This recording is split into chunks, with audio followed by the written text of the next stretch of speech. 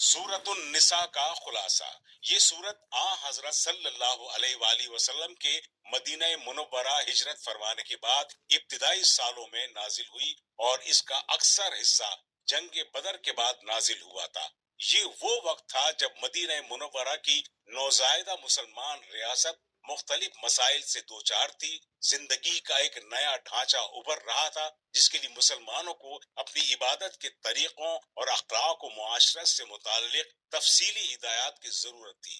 دشمن طاقتیں اسلام کی پیش قدمی کا راستہ روکنے کے لیے سرتوڑ کوشش کر رہی تھیں اور مسلمانوں کو اپنی جغرافیائی اور نظریاتی سرحدوں کی حفاظت کے لیے نت نئے مسائل کا سامنا تھا۔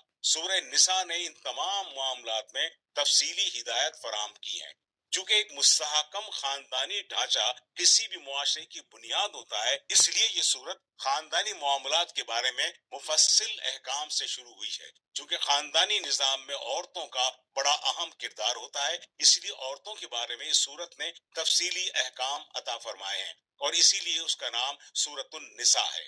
جنگ احد کے بعد بہت سی خواتین بیوہ اور بہت سے بچے یتیم ہو گئے تھے، اس لیے سورت نے شروع ہی میں یتیموں کے حقوق کے تحفظ کا انتظام فرمایا ہے اور آیت نمبر 14 تک میراث کے احکام تفصیل سے بیان فرمائے ہیں۔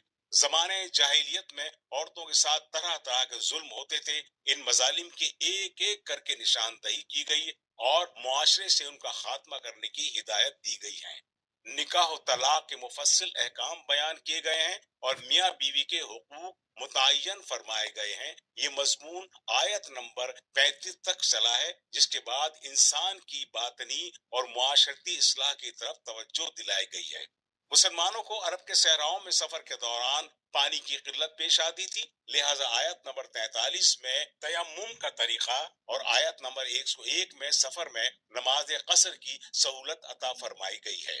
نیز جہاد کے دوران نماز خوف کا طریقہ آیت نمبر 102 اور 103 بتایا گیا ہے۔ مدینہ منورہ میں بسنے والے یہودیوں نے حضرت صلی اللہ علیہ وآلہ وسلم سے معاہدہ کرنے کے باوجود مسلمانوں کے خلاف سازشوں کا ایک لامتناہی سلسلہ شروع کر رکھا تھا۔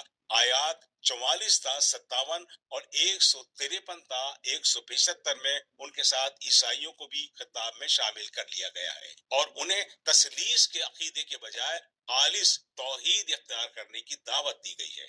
اس کے علاوہ آیات 58 59 میں سیاست اور حکمرانی سے متعلق ہدایات آئی ہیں۔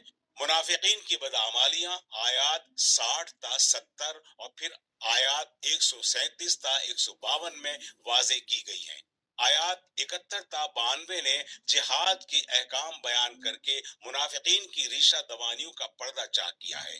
اسی سباق میں آیات 92 93 میں قتل کی سزائیں مقرر فرمائی گئی ہیں۔ جو مسلمان مکہ مکرمہ میں رہ گئے تھے اور کفار کے ہاتھوں مظالم جھیل رہے تھے، ان کی ہجرت کے مسائل آیات 57 تا 100 میں زیر بحث آئے ہیں۔ اسی دوران بہت سے تنازعات حضرت صلی اللہ علیہ وآلہ وسلم کے سامنے فیصلے کے لیے لائے گئے۔